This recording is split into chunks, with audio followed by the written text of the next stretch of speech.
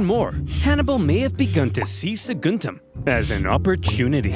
Could this controversial alliance be just what devilish little Hannibal needed to kickstart a second war with Rome? And now I understand why it took him so long to put out these videos, man. The editing is amazing. How's it going, people? Jack here with another reaction to check out the second Punic War by Oversimplified. I am super excited for this one because we're diving into the story of one of the greatest military generals of all times, Hannibal. I really, and I do mean really, had to stop myself from not like getting a book reading about this guy because there were plenty. The thing that I really dislike with the way that cookies, for example, work is that they obviously are tailor-made to track the thing that you're looking for and then giving you a recommendation for those things. And while I very much do dislike ads, occasionally something that is actually important will drop, like for example recommendation for books that you might enjoy. And I actually got that like a couple of days ago after the last reaction, and you know what, I can't blame them for doing this. It's actually pretty good. But that being said though, we have this time here on the second Punic War part 1. And lucky as I am, of course, I get to just watch it and not wait an entire year to do it. But without further ado, let's just jump straight into it. this video was made possible by NordVPN. Click the link below and get an exclusive deal with 4 extra months. Also, check out the merch store for some new character pins, the last remaining bucket plushies, and even a calendar. And I'm not done yet. We've partnered with U2s to bring you an exclusive Oversimplified Roman console figure. Get it while you can at oversimplified.u2s.com. But it's limited edition, so once it's gone, it's gone. So go and buy it now. Hey, what are you still doing here? I said go and buy it now!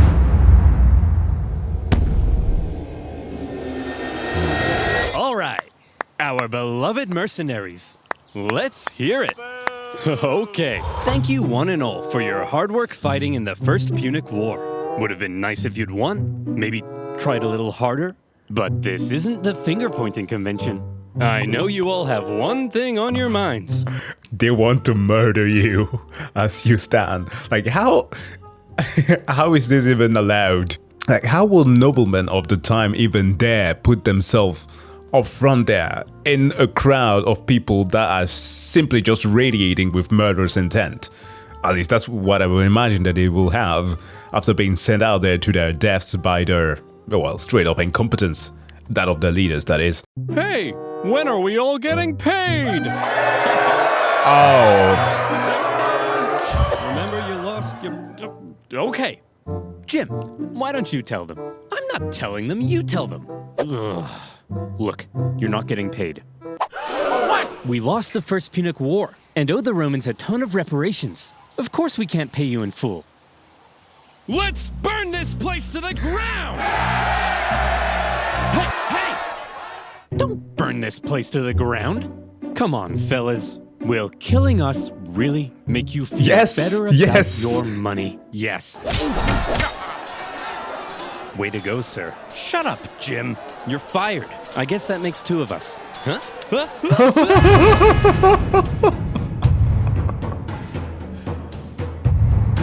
Oh, wow. In the aftermath of the First Punic War, Carthage's disgruntled mercenaries, left unpaid for all their hard work, revolted, and Carthage found itself caught up in an extremely destructive mercenary war. The panicked Carthaginians hired more mercenaries to fight the mercenaries they couldn't afford to pay, and Carthage came dangerously close to collapse. All the while, across the water, there was Rome. Ooh, just Look watching at those morons. disaster. We just kicked their ass in the first Punic War, and now their own mercenaries are revolting. Haha, yeah. Wait, first Punic War? You mean there's gonna be a second one? Unintended spoiler, yeah. It makes me think of, what's her name? Philomena Conk, and her jokes about, what about the Great War? Why did they call World War One World War One? It's quite pessimistic numbering, isn't it? Or did they just know it was the start of a franchise? Well, it wasn't supposed to be that great, was it? She's hilarious. Well, we're definitely taking advantage of this situation. So almost certainly, yes. The Romans did, in fact, take advantage of the situation. Amongst the chaos, rebels on the Carthaginian island Sicily. of Sardinia sent out a cry for help Sardinia, to Rome. all right. Hot diggity dog, said the Romans. That's free real estate. And so in they went. Whoa, whoa, whoa. That's our island. Get the hell off. Hey, they requested our help. We're simply helping. Oh, no, you don't. Look, we're sending our own army to deal with the rebels, okay? But just to be clear, we're not trying to start a fight with you, so, don't declare war on us or anything. War! We surrender! Great. And as part of the peace treaty, we get to keep these islands. Yo, okay, gotta say, the Romans were pretty scummy with the tactics there. Like, I do understand that the concept of fairness is not really one that applies in warfare. Like, yes, there are ways of war that we have declared to have. There are such things as the Geneva Convention, but through certain videos that I watched in the past as well, including on the channel, the likes of the Flat Electrician, the fat electrician, my apologies. We very, very often circumvent those laws because, yeah, when it comes to ethics at the point of warfare, it is very rarely held. So, like, I understand that in those ancient times they had those weird customs of honor, like going back to get yourself killed, but god damn, they were pretty, there were some tricky folks there. Carthaginians were hopping mad. As if their humiliating loss in the First Punic War wasn't bad enough, the Romans now took advantage of their mercenary Mission problem Impossible. and stole their islands. This shocking land grab was pretty hard to justify, even by Roman standards. Additionally, the Romans now demanded Carthage pay them even more money on top of what was already owed. If Rome was trying to make Carthage as mad as possible, they were doing a fantastic job. The seeds of a second Punic War were being sown, and they were being watered with Carthaginian tears. Resentment in Carthage only continued to grow. Eventually, Carthage solved their mercenary problem thanks to Carthaginian military genius and hero of the First Punic War, Hamilcar Barca. He sorted those naughty mercenaries out with some good old-fashioned atrocities. Of course, it wouldn't be a Carthaginian act without some crucifixions. We can make a religion out of this. And the destructive mercenary war was over. Still, all was not well in Carthage. Mere decades ago, they were the top dogs in the Western Mediterranean. Now, after the crushing defeat in the First Punic War and a huge bill to pay the Romans, Carthage was well and truly under Rome's thumb. What on earth were they supposed to do? If they wanted any chance at regaining their former strength, there was one thing they needed now, more than anything: money. But as long as they owed Rome $1 bazillion, there was nothing they could do. Fortunately for them, amongst their ranks, there was one big hunk of a man with one big clump of a brain. Me! Hamilcar Barca! Yes! Wait, why do you all have the exact same voice? I have it too! That's right. Hero of the First Punic War, greatest general alive, and the poster above my bed. Okay. Hamilcar Barca had an idea. Look, I know that this is a bit of a controversial take, but since what they call Patel put out the show there with Master of the Universe, I didn't like the first season nor the thing that followed after, but there was, I think, the Reborn version that recently aired this year. I think it's pretty solid because it's just straight up action. It's pretty nice. All of the, the action figures that we used to play with as kids, they are pretty much all there. So it feels nice to see. So just seeing this poster reminded me of that series. So yeah, I like it at least. Yeah. All right. We need money? Well, I've got one word for you. Spain. An area filled with lucrative silver mines, from which the silver would flow like a river. And our pockets would be stuffed, like Tony's mother at a buffet. Hey! So here's my proposal. You send me with an army to Spain. I'll expand our territory, get those silver mines up and running, and we'll be able to pay the Romans back in no time. Okay. But just to check, you're not secretly raising the money to go on a bloodthirsty revenge spree against Rome, are you? Oh, no. Because we can't afford that. Hanno, my dear, I'm simply going to pay them back. Well, that wasn't reassuring. Few in Carthage were as bitter about their loss in the First Punic War as Hamilcar Barca. 98% of his brain matter had been reallocated to thoughts of revenge. He was also fed up with the Carthaginian politicians for what he deemed a cowardly betrayal when they surrendered at the end of the last war. And so for Hamilcar, going to Spain meant being able to act independently from the weak Carthaginian government, building his own strength, and then perhaps somewhere down the line, revenge. Vengeance. However, he wasn't going to Spain by himself. Oh. Hannibal? Yes, father? Would you like to come with me to build an empire in Spain? Oh boy, would I!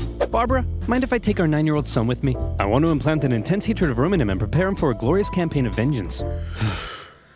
Yeah, this becomes a part that is somewhat essential throughout history. Because I guess the way that you will look at your enemy to see if you can come to like a diplomatic consensus tends to be what most would consider at first hand. But if you are from a very young age indoctrinated to not just view the neighboring country or the other empire as being the enemy, but like actually having like that seething hatred for them, but just like the air that they breathe, feeling toxic to your lungs, the sight of them makes your blood boil. Like that is going to inspire you to keep going. So if you engage in like a murderous rampage with a pretty valid army, then yeah, that's gonna be a bloodbath. Just try not to traumatize him, dear. No promises. The young boy Hannibal would accompany his father, watching, learning. Boy, you see that city over there? Yes, father? Wow, Lion King. Is Rome. Do you know what we do to Romans? No, father. We hate them. We hate them, Hannibal. We hate them with every fiber of our being. And that place over there, that's Sicily. There you must never go. But why, Dad? There's gonna be a dude called Napoleon Bonaparte in the future. He's gonna change the school system. What school, Dad? No, we don't need to talk about that. But why, father? Can't I just play with my Digimons? No, son! They took everything from us. Our land, our wealth, our pride. Those animals. I'll tear them limb from limb. I'll burn their pathetic city to the ground. Dad? I'm sorry, son. I've just never been so proud. Keep going.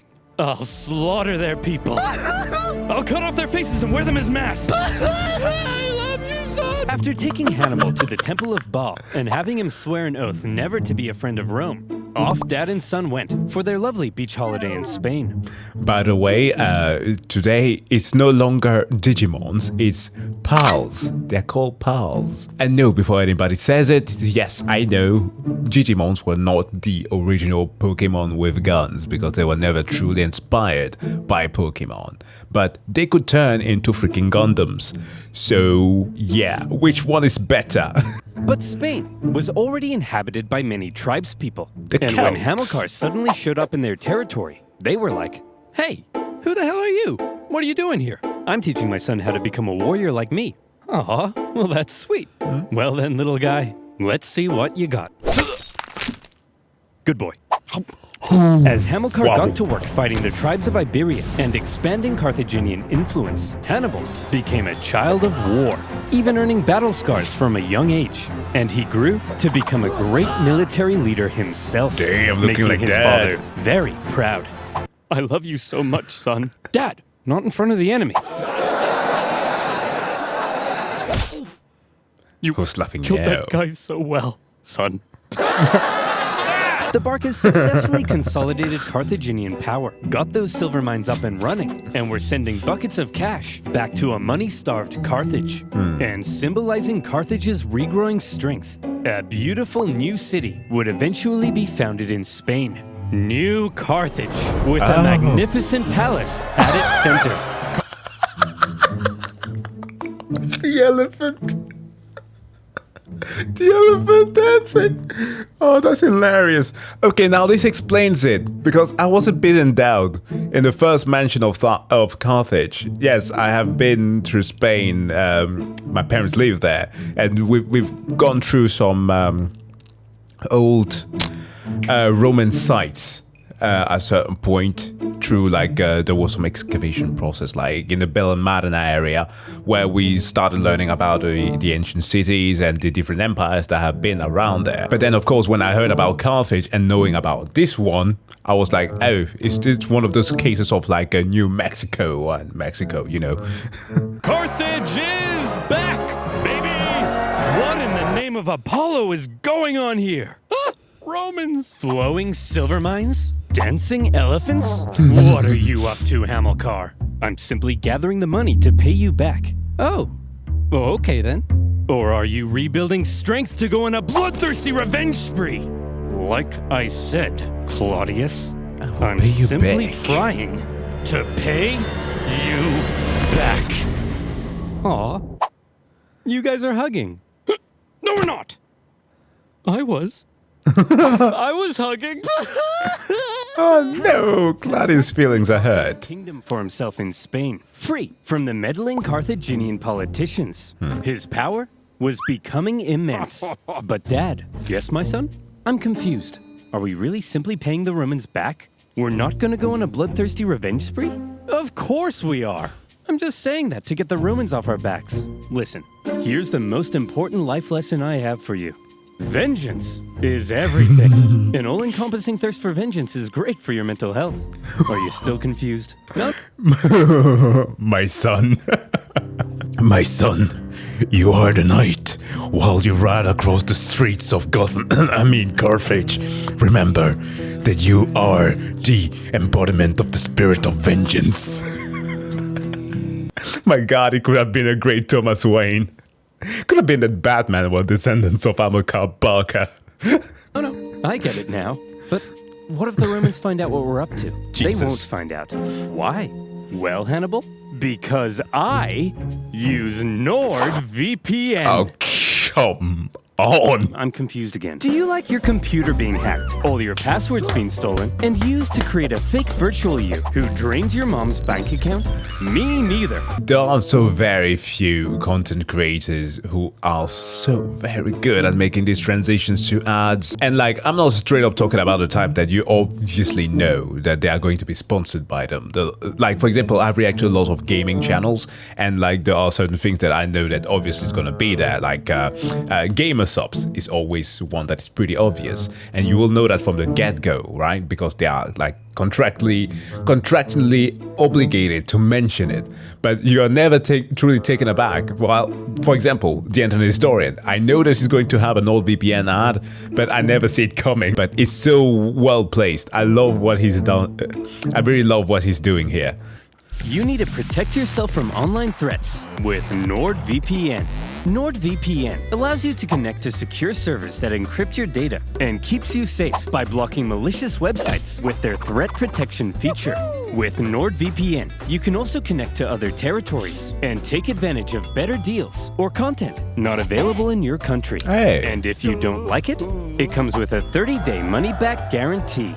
So go to nordvpn.com/oversimplified to get an exclusive deal with a just realized huge that I have discount my and 4 extra NVIDIA months. Shadow Blade That's open there. nordvpn.com/oversimplified. And as always, you'll be supporting my channel. So thank you. There we go. Now, where were we? Oh yeah. Carthaginian tears, a child of war, and the Carthaginian conquest of Spain. The Carthaginian recovery had been staggeringly quick, and Rome was seriously alarmed. But they were also preoccupied with ongoing wars elsewhere, including an expansionist war to the north, where they were enslaving thousands of northern Celts. Oh, So for no. now, to keep Carthage in check, the Romans insisted on a new treaty. See this river? Oh, this is where that city, what was it called?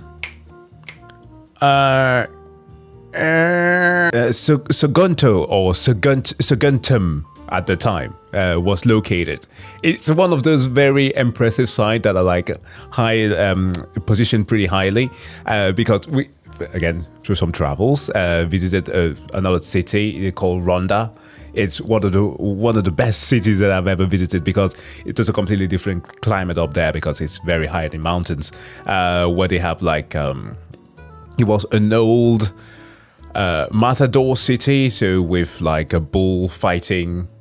But that's the right word for it, right? Well, an old bullfighting town where Romans also had some influence there. And apparently then Carthage also went across there, which makes perfect sense. The two sides agreed that everything above it was in Rome's sphere of influence, while beneath it was Carthage. Under no circumstances were the Carthaginians to expand north of that river. But for now, Hamilcar and son were living it up. Well, son, here's to many more years of successful campaigning in Spain. Now, if you'll excuse me, I just have to go fight those guys. See you later, son. Oh, I love you. That's gonna die. Yeah. What the? Oh, crap. I drowned? Oh, well. Always remember, son. You are vengeance. He Mufasa'd his way into the afterlife. I also like the fact that there were both the spear and the drowning, so I suppose that this is symbolizing the fact that there might have been different historical accounts as to how he perished. Also, delete my browsing history. Hamilcar Barca was tragically ambushed at a river and drowned.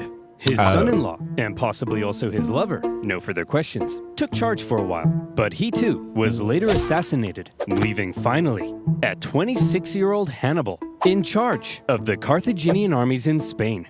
Okay, so when it comes to like the Mediterranean kingdoms, it wouldn't be too surprising to have like a leader that was involved with another man, i.e. just homosexuality. But people in position of leadership were at least allowed to do that because they could circumvent the law. And I'm saying the law because when you look at other cultures, so that's the Roman Republic and later on the Roman Empire, it was very, very frowned upon. You had individuals like Antoninus Pius, who was very much against it. His son, wasn't he? Marcus Aurelius, the chillest emperor in the world because he gets quoted so much, was not very chill when it came to homosexuality. He was actually very much against it. And of course, when we move on to like 313 AD, where you get stuff like because essentially, coming again in here with like a theological point of view, they had already like some Christian sentiment within them about this, where they were extrapolating some morals out of that, and later on these were applied into laws. As an example, as I've mentioned, 313 AD is when there was the Treaty of Milan by Emperor Constantine, who made Rome Christian, the Roman Empire, that is, not the city itself. But as an overall, there was this thing called the Theodosian Code that was then established. That, how do I put this? Can you imagine, for those of you who might be gamers among my audience, the eternal fire from the Witcher 3? There's a point where Geralt enters the city of Novigrad and just sees people being burned at the stake that are alien, right? Elves and dwarves and stuff like that. That was essentially what the law meant, that if you were a homosexual, you would be burned to the stake. It was brutal. It was insane. So while there was cases like, for example, Emperor Nero, who took for himself a male servant, I believe, that became his wife after his husband, after he killed his wife because he hated her.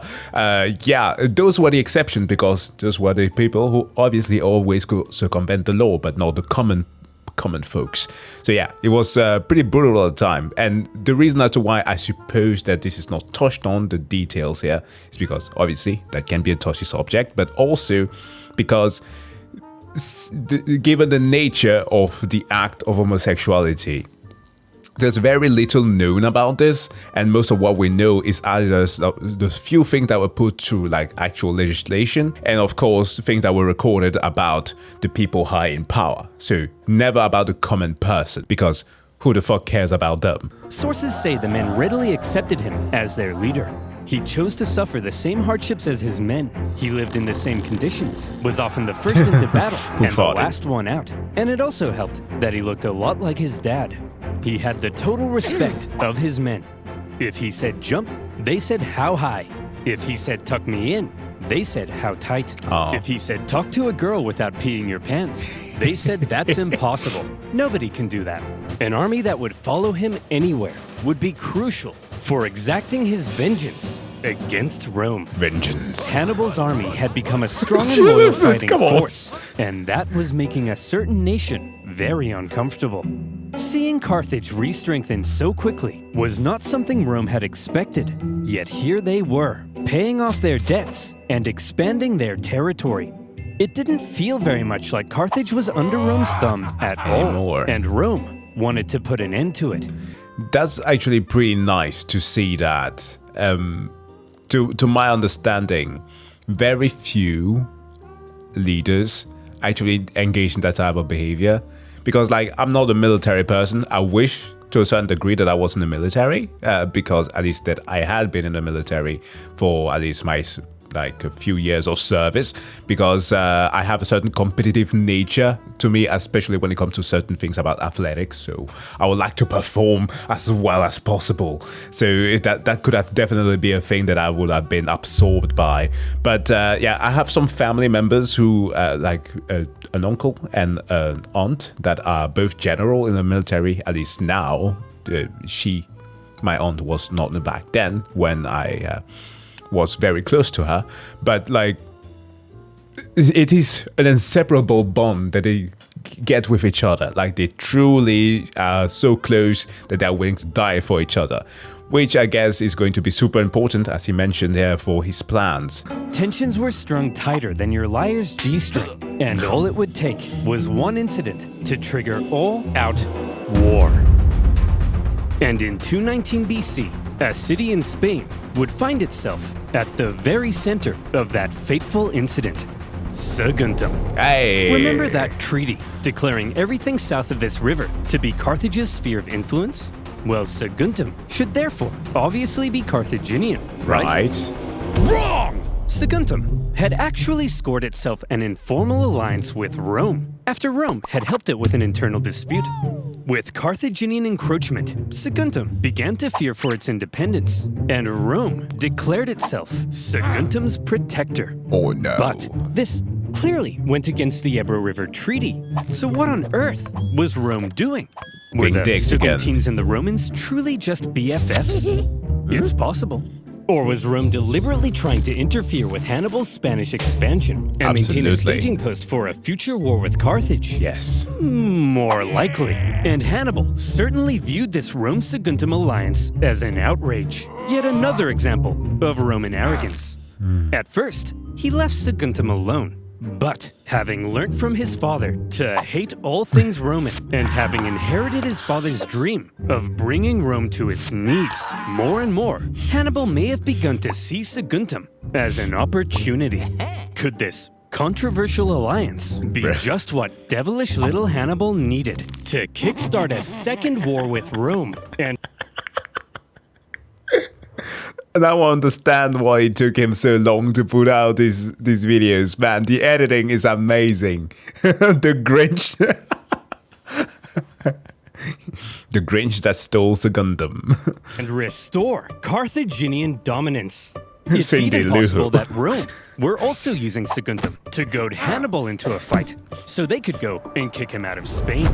And as the two giants began gearing up for round two, the poor people of Saguntum had no idea that they were about to be crushed in the collision. Oh. Hey, your alliance with Saguntum is an insult, and we won't stand for it. They're our friends, Hannibal, and if you lay a finger on them, it'll be an act of war. Yeah, Hannibal, back the hell off. War, eh? I was thinking I might just besiege their city and massacre their people. I hope you do, Hannibal. Find out what happens. Yeah, we hope you do, Hannibal. Wait, what? Maybe I will. Go ahead. Kill them all. Okay then. Fine.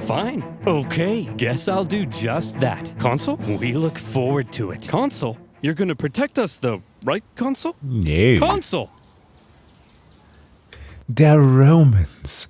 What did you expect? Oh no! To top it all off, when the Saguntine people made the genius decision of raiding into Carthaginian territory, enough was enough. In an action that was guaranteed to provoke the Romans into war, Hannibal besieged the city. The siege of Saguntum lasted 8 cruel months before Hannibal broke through the city defenses and turned Saguntum into a killing field.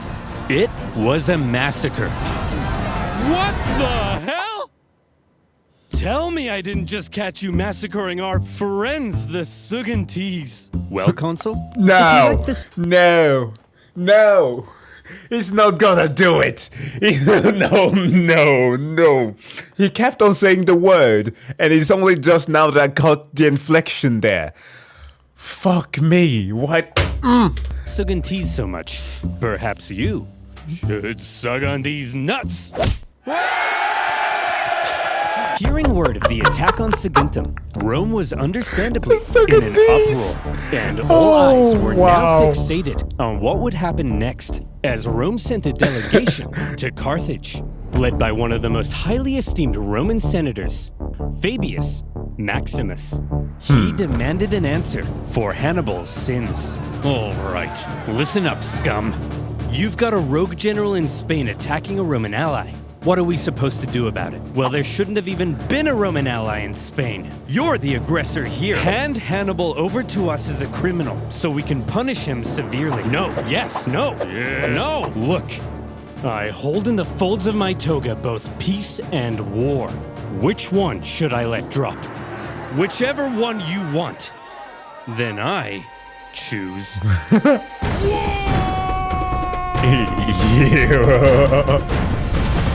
The Second Punic War had begun. Pack it up, boys. We've got 'em. We already destroyed these clowns once, and we were the underdogs. Now, we're the overdogs? Hot dogs. Exactly. This is gonna be easy. Here's the plan. Consul Longus, you take your army and sail straight for Carthage. Burn that city to the ground. And Consul Scipio, you just head on over to Iberia and make sure this Hannibal guy doesn't do anything crazy. I mean, what's he gonna do? Cross the Alps? He's gonna cross the Alps. He's definitely going to cross the Alps. And yeah, this is one of those moments where it occurs to them that, well, it didn't occur to them, but I guess to the Carthaginians that Rome had now taken over their role, being the ones that are arrogant. We're going to what? Cross the Alps. We're going to what? I just told you. Hannibal will freeze to death. Trust me, Jerome. The Romans are expecting us to fight the same way we did last time. Passively, taking no initiative. They think it's gonna be easy. So this time, we have to be aggressive. We have to go on the attack. It sickens me to say this, but this time, we have to be a little more Roman. You mean we're gonna take poops and baths together? But I'm insecure about my hairy legs. No, I'm saying this time, we're gonna take the fight to them. Think about it. Rome thinks they're simply going to invade us and win the war. So when they suddenly find themselves being invaded from the north, they'll freak out. Like Tony's mother, when the buffet runs out of shrimp. Come on. I gotta admit, it's actually kind of genius. And my hairy legs will insulate me from the cold. That's the spirit. Hannibal, you have my sword. And my spear. And my axe. And my legs. Bruh. Ugh. Hannibal's plan, a daring alpine trek to surprise the Romans, was a bold but risky strategy. Very If it risky. paid off, he could catch the Romans with their pants down, but he could also end up losing a ton of men and supplies in the hostile mountain conditions. Which makes me wonder, like, how would you prepare for something like this? I mean, imagine if you... Now, this is in Spain, okay? So there are pretty high mountains, which, again, the Alps that you can cross to to get there, or at least that you can get on top of to experience the cold climate. But like if you hail from the African continent and you actually want to experience the snow, like you need to reach like the peak of like the Atlas Mountains in Morocco or something, but to actually get those temperatures. Like that sounds insane. I don't know how they are going to make it. Nevertheless, in 218 BC, with a fire in his eyes and some vengeance in his belly, Hannibal brought his force of almost 100,000 men across the Ebro River. They spent months on the road, trekking through the cold, hostile mountain conditions. And when they finally reached the other side, they said, "Hooray! We did it! We crossed the Alps." No, those were the Pyrenees. Those are the Alps.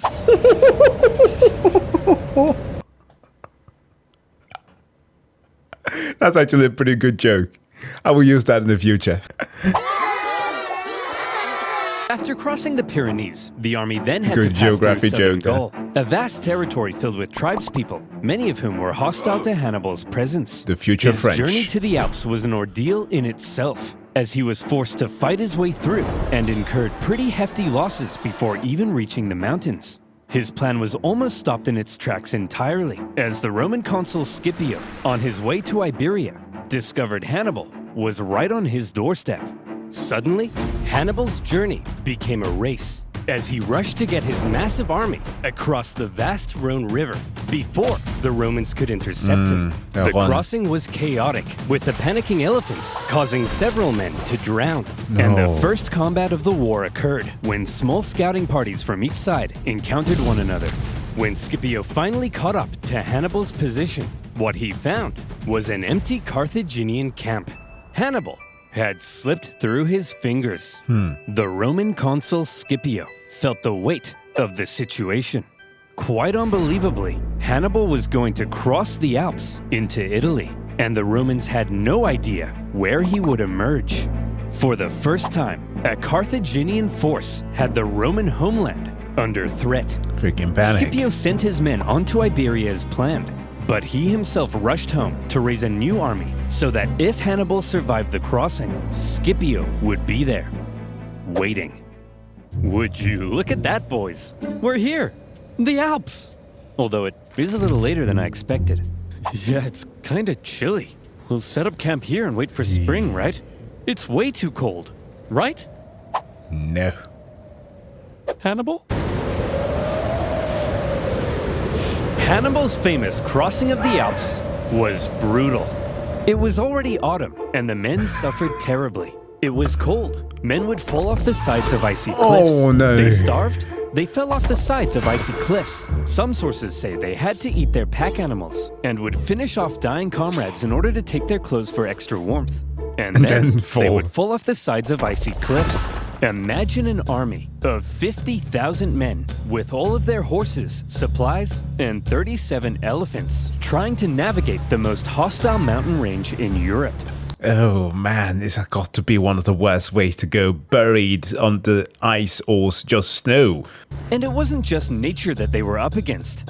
Tribespeople lived in the mountains, and but of they course. couldn't believe what they were seeing. Setting A tribe ambush. approached Hannibal and said, "Hey man, geez, that's some nice armor. What is that, gold?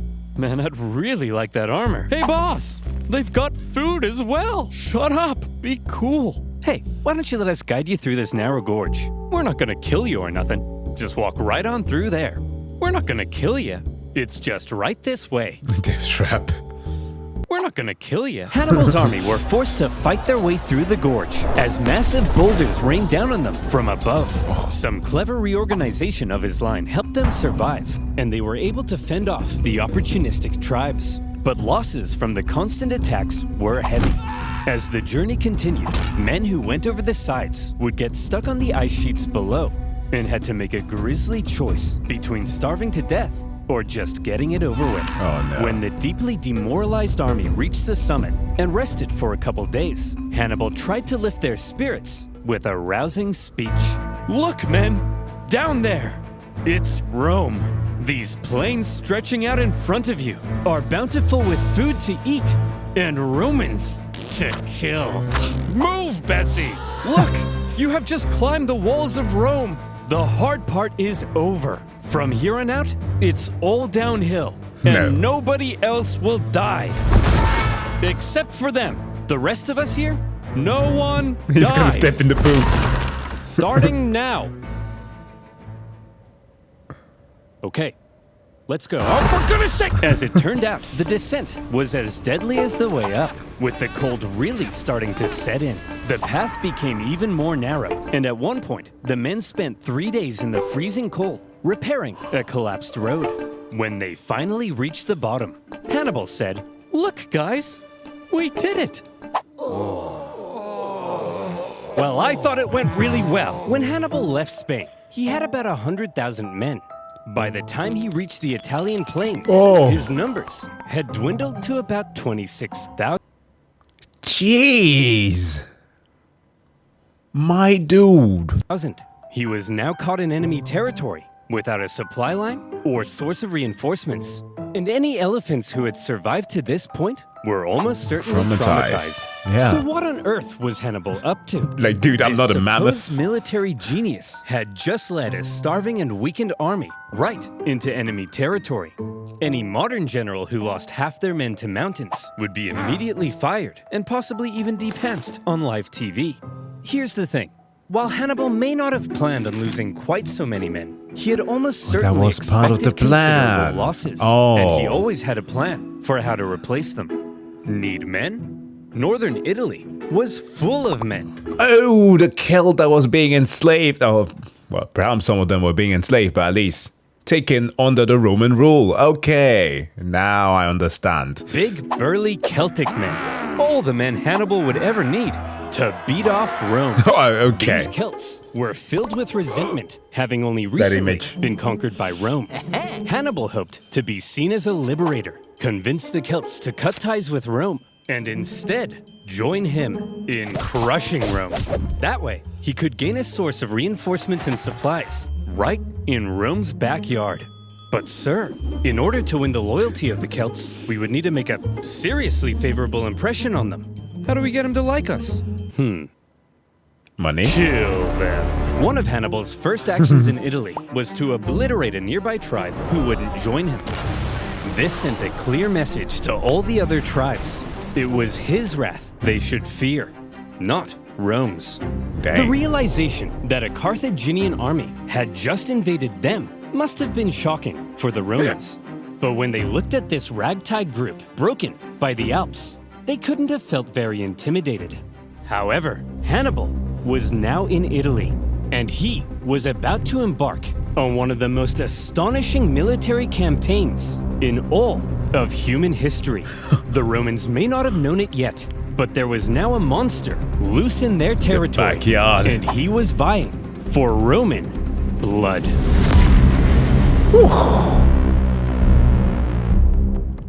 Even with the music, my dude went hard on the edit. I like this so much. This is leagues better than watching any of those Netflix documentaries about the ancient world. Top tier. I love this. Guys, thank you so much for watching this video. As always, please do make sure to go and watch the second part of this video if you haven't already, because this is not a substitute for the original one. I love that you want to see my reactions to these things, but of course, please do make sure to go and subscribe to the original support. Apologies, the original content, but of course do subscribe also to Oversimplified if you haven't already. That being said though, I wish you all to have a wonderful day. See you in the part 2, and yeah, we'll have some fun there watching vengeance being enacted in the Roman backyard. Dang.